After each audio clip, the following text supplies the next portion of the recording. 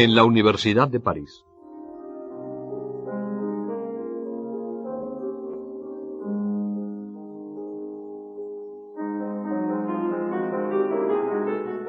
En septiembre de 1525, Francisco sale a caballo camino de París. Se despide de su madre, hermanos y tías. Le arde el corazón, porque lleva tantos planes que no le caben dentro. Su madre queda rezando. Un hijo que marcha a estudiar a París es una incógnita difícil. Sabrá mantenerse en la vida con la rectitud que aprendió en el hogar. La madre confía mucho en Francisco, pero siente un vago temor y reza. La universidad se asienta en la ribera izquierda del Sena. Populosa aglomeración de estudiantes que llegan a 4000, y Francisco es uno más, pero jamás perdido entre la gente. Quiere triunfar y marcar con tal impulso su meta que está dispuesto a mantener el rumbo firme frente a todas las dificultades. El barrio latino de París es un laberinto de callejas, colegios universitarios, iglesias, librerías, casas de hospedaje y una juventud compleja. Allí se encuentra el Colegio de Santa Bárbara, asilo principal de estudiantes españoles y portugueses. Allí vive Francisco muy sereno, muy seguro de sí mismo. Ha llegado con unos planes triunfalistas de engrandecer su apellido y saldrá, aunque él no lo sepa ahora, con un deseo gigante y nuevo de transformar el mundo. 11 años vivió Francisco en este colegio de Santa Bárbara, muy cercano a la Sorbona. Su vida de estudiante, en lo aparente, no tuvo estridencias ni sucesos inesperados. Fue una flecha ascendente de éxitos conseguidos con tesón, pero sin dificultad. Larga era la carrera de los estudios. 1 año de clase preparatoria, 3 años y medio de filosofía hasta conseguir el grado de maestro. Luego, en ciertos casos, otros 3 más, ejerciendo como regente el magisterio en uno de tantos colegios. Y, en fin, 4 años de estudios especiales, de teología o de jurisprudencia o medicina. Este era el curso ordinario de las cosas cuando uno pretendía alcanzar el grado de doctor. El Colegio de Santa Bárbara era a un mismo tiempo, como entonces se acostumbraba, casa de habitación y escuela para los estudiantes, con su capilla doméstica, comedor, aulas, biblioteca, cuartos generales de estudio y clases. Los profesores, jóvenes regentes por lo común, continuaban aún ellos mismos sus estudios y vivían y comían junto con los demás estudiantes, sometidos todos a una rigurosa distribución.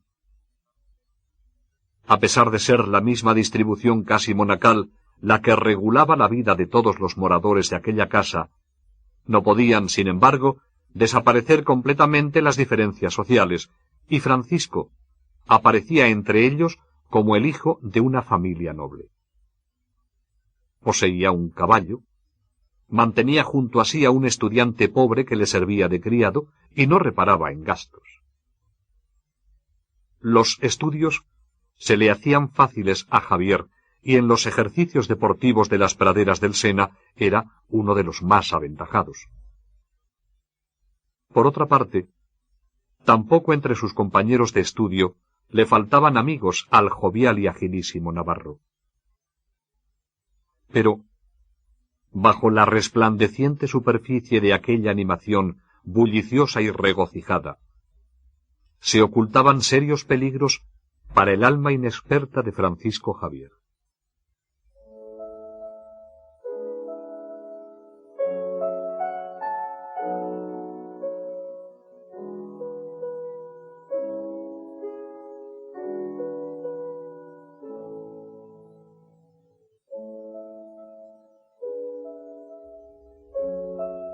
Después de superar el año de preparación, comenzó Javier la filosofía. Su profesor, no menos que sus condiscípulos, Eran espíritus bien ligeros.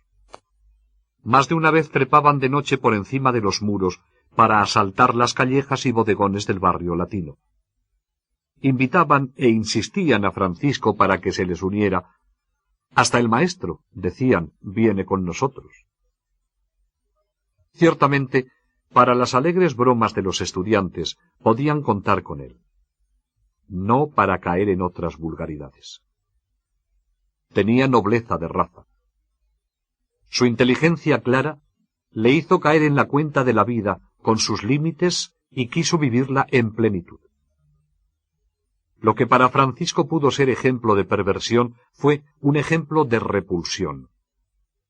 Como él mismo contaría más tarde, vio en el rostro de su maestro y camaradas unas llagas repugnantes, huellas de sus vicios, y esto le hizo coger gran temor.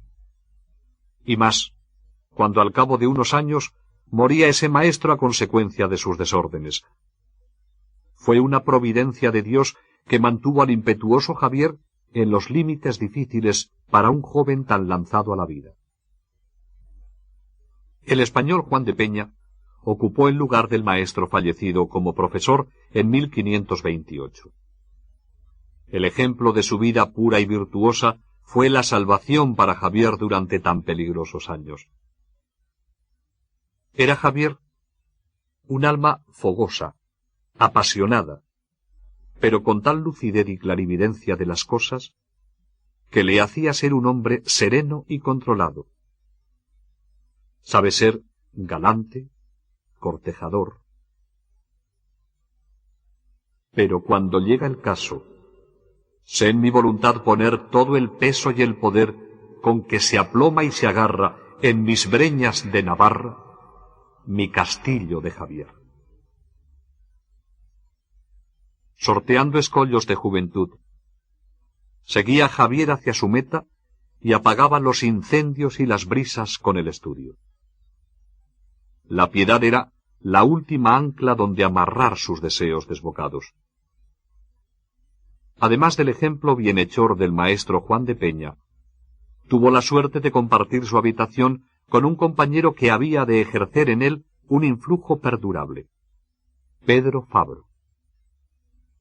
Era de mediana estatura, de presencia varonil y hermosa, cabello y barba de color rubio claro, piadoso, un carácter abierto cuyo natural modesto, suave, amistoso y bueno, ejercía en todos los que trataban con él una atracción maravillosa.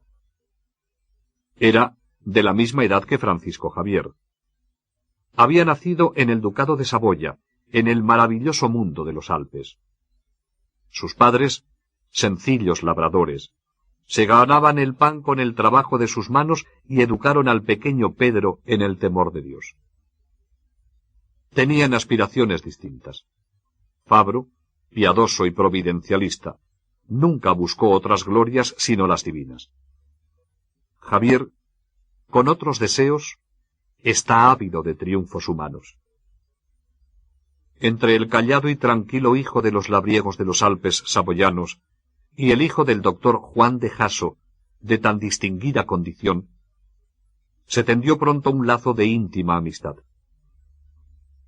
Y la figura de Fabro derramó luz de cielo sobre el alma agitada y combatiente de Francisco. Fue como una estrella luminosa en la noche de un mar tempestuoso. Es el toque de Dios en el alma de Javier.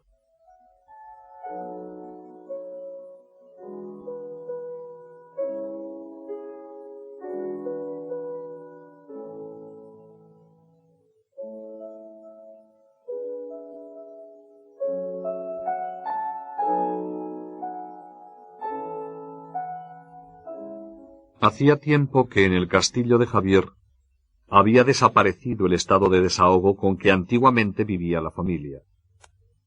Por eso, produjeron alguna inquietud los elevados gastos ocasionados por los estudios del menor de los hermanos, y hasta pensaron en retirarle de ellos.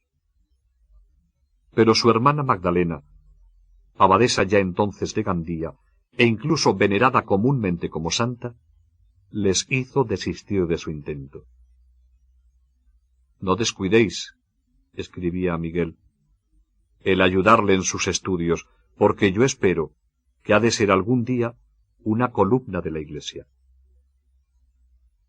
Se accedió a esta súplica, y no hubo necesidad de que Francisco interrumpiera su carrera. Cuando estudiaba el tercer año de filosofía, le llegó la noticia de la muerte de su madre. La triste María de Azpilicueta, como ella afirmó un día, mujer nacida para el sufrimiento, educadora del corazón de Javier, moría lejos de su Benjamín. ¿Cuáles fueron sus últimos consejos para su hijo Francisco, tan joven y tan lejano? Javier vivió unos días como ausente de las aulas.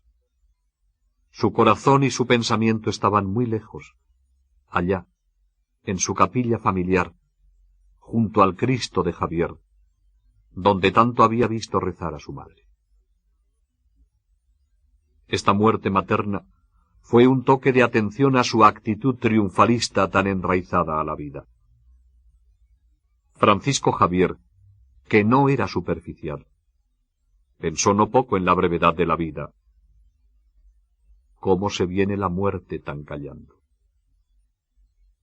Era el segundo toque de Dios en su alma.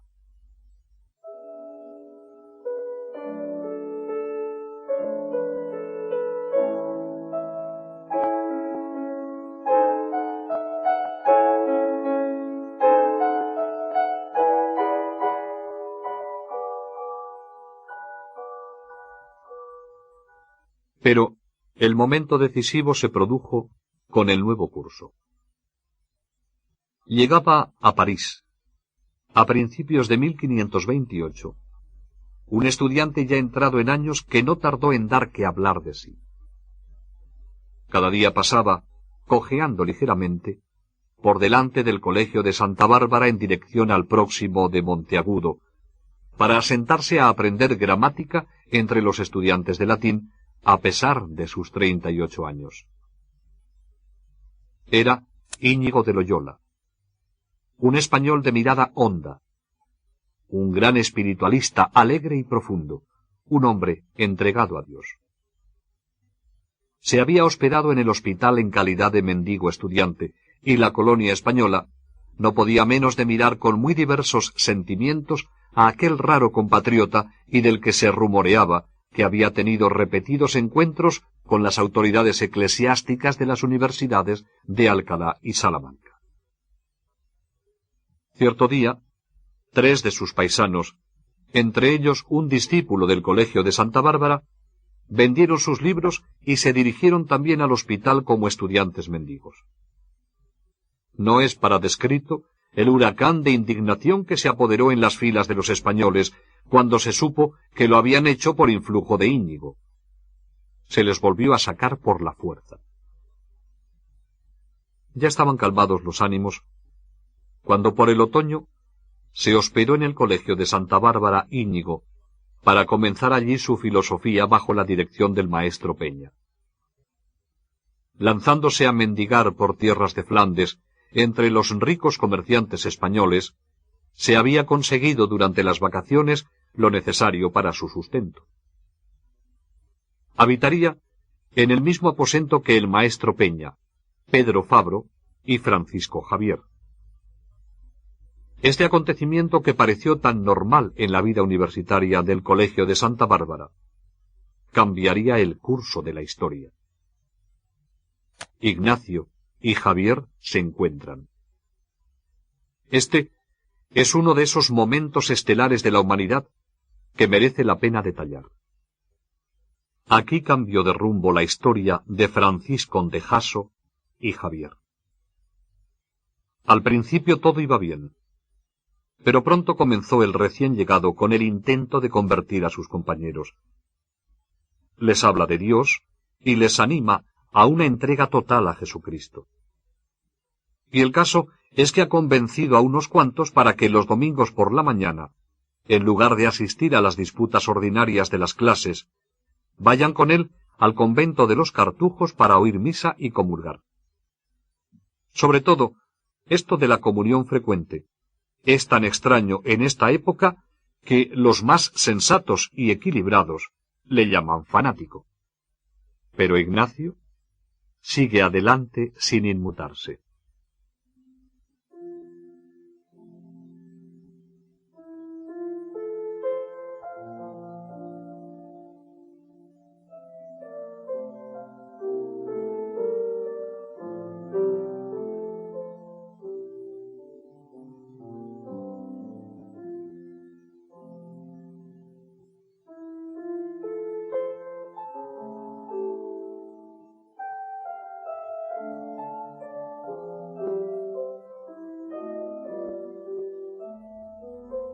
Ignacio de Loyola, Francisco Javier de Jasso, dos personalidades distintas en este instante, por una visión distinta de la vida. Ignacio tiene una visión divina. Javier tiene una ambición humana. Ignacio es enjuto, de estatura mediana, rostro exangüe, enmarcado en una barba rubia y rala, rasgos nobles, ojos de mirar vivo y muy alegres. Es un hombre ya maduro, reposado, que cojea un poco al andar. Javier está en plena juventud. Esbelto, de figura agraciada, el rostro abierto por una sonrisa amable. Así le describen sus testigos oculares en esta época. Tiene maestro Francisco la frente cuadrada y despejada, con dos grandes venas en la mitad. Su rostro está siempre sereno y sus ojos negros muy abiertos. A sus labios asoma la sonrisa. Las diferencias en lo espiritual son más fuertes. Ignacio es un hombre entregado a Dios, rezumante de presencias divinas. Ha tenido su encuentro con Jesús y ahora le sigue sin condiciones. Es un hombre de mirar profundo, hondo, con visión sobrenatural de la vida. Tiene el arrastre de su autenticidad. Ignacio, sobre todo, desprecia las glorias humanas y no teme el ridículo ni se esclaviza a nada por seguir su ideal. Es un alma de hondura. Javier es casi todo lo contrario. Mantiene, sí, su conciencia limpia, pero está hinchado de gloria, ávido de fama, cuidadoso en extremo del qué dirán. Busca los triunfos humanos y está dominado por las vanidades del mundo. Es un ambicioso. Cuida su porte con esmero, le gusta deslumbrar, y en todas partes se impone por su agilidad física, por su inteligencia y por la nobleza de su estirpe. Tiene grandes ideales humanos. Trata con Dios, pero en esta época se preocupa más de buscar la gloria humana. En 1530, Fabro y Javier habían terminado la primera etapa de sus estudios alcanzando la dignidad de maestros. Ahora tenía que optar por una de las facultades superiores. Al maestro Fabro le ganó Ignacio para sus ideales sin encontrar en él especial resistencia. Fabro vacilaba.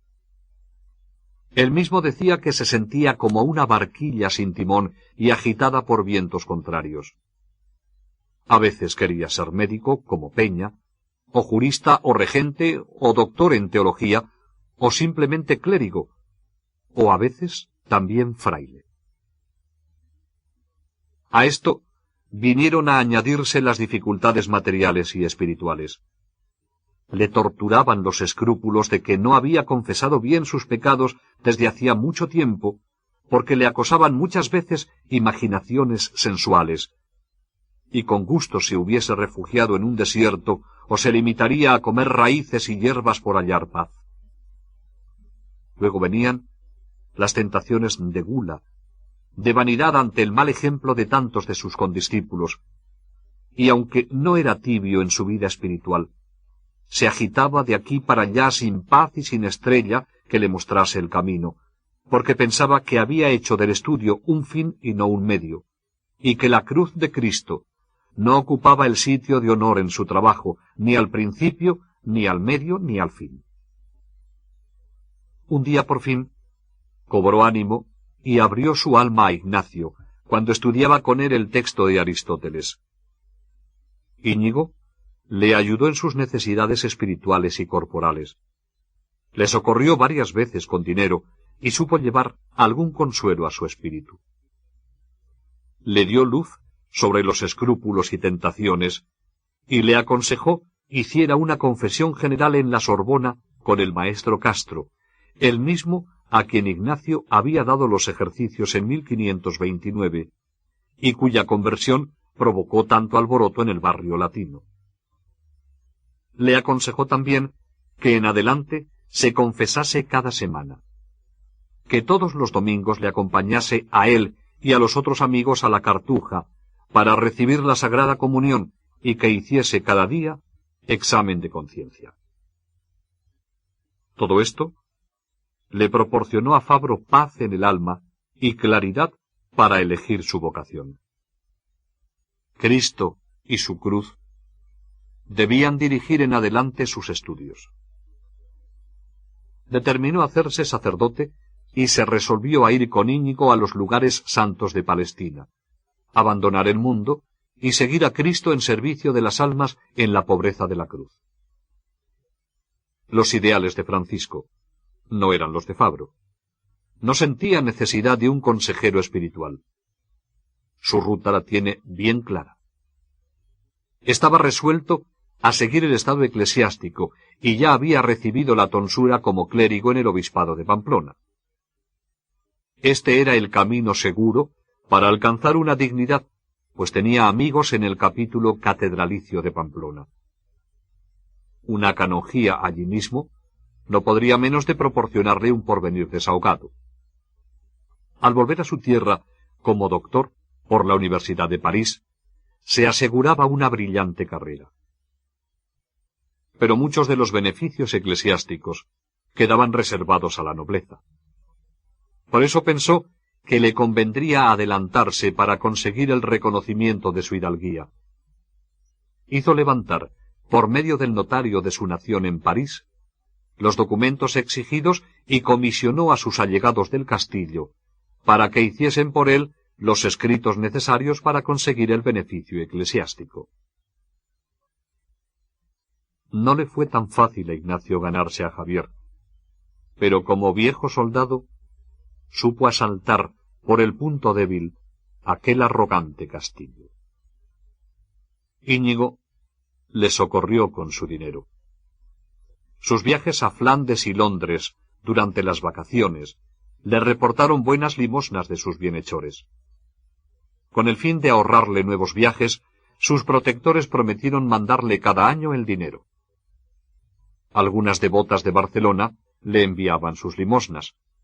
Por eso Ignacio se hallaba en condiciones de ayudar a otros estudiantes necesitados.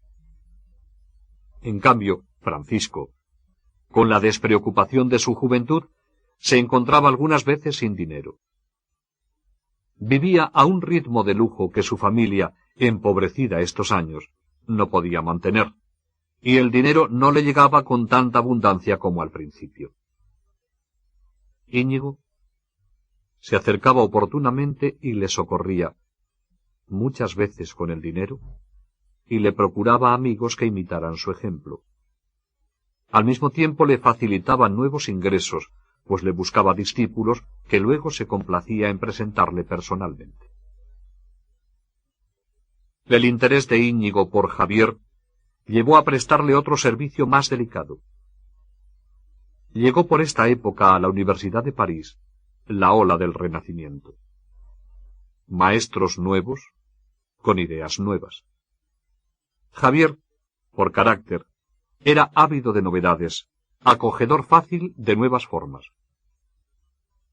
Fue Ignacio, en largas discusiones, quien le ayudó a aclarar ideas y centrar criterios.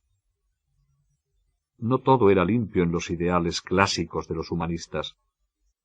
Muchas veces estaban latentes ideas luteranas y le hizo por fin ver el peligro de los profesores humanistas que bajo la máscara de cultura clásica ocultaban los errores de Lutero y sus seguidores. Francisco, recapacitando, agradecía los avisos de Íñigo y evitaba las personas sospechosas de herejía. Años más tarde, Francisco Javier comprende el bien inmenso que recibió con esta orientación y escribe: ¿Cuándo podré yo pagar al señor maestro Ignacio, que él fue causa de no tener mucho trato con personas que aparecían como buenas, pero estaban llenas de herejías? Pero Javier seguía encasillado en sus aspiraciones. Mantenía las distancias con Íñigo, y cada vez que se encontraban, sabía burlarse finamente de sus propósitos.